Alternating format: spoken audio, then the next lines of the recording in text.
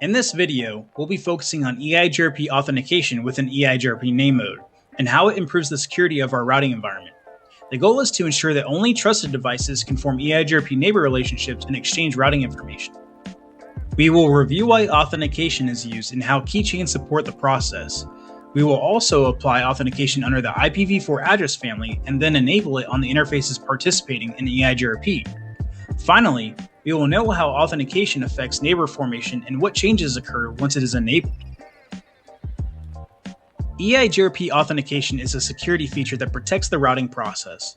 By default, EIGRP will form a neighbor relationship with any router on the same link. That can be a problem because any unauthorized device could join the routing domain and inject false routes.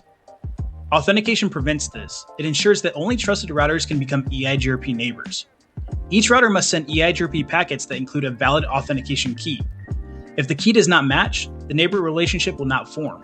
This protects the control plane and keeps untrusted devices out of the routing process. To support this, keychains are used. A keychain stores one or more keys, and each key contains the key string used for authentication. Keychains can also include lifetimes, which allow you to rotate keys without dropping adjacencies. In EIGRP Named Mode, authentication is configured under the address family interface. You specify the authentication mode, such as MD5 or HMAC SHA-256, and then reference the keychain. SHA-256 is the stronger option and is recommended when supported. Once authentication is enabled, the router will only accept EIGRP packets that are signed with a valid key.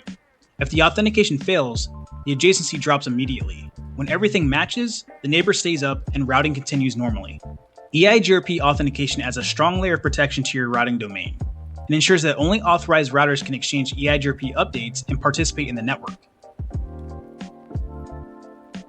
Now that we've covered the purpose of EIGRP authentication and how it protects the routing domain, we can move into the actual configuration.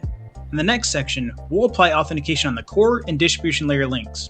We'll build the keychain, enable authentication in EIGRP Named Mode, and then apply it to the interfaces that carry our EIGRP adjacencies. Let's go ahead and start the configuration.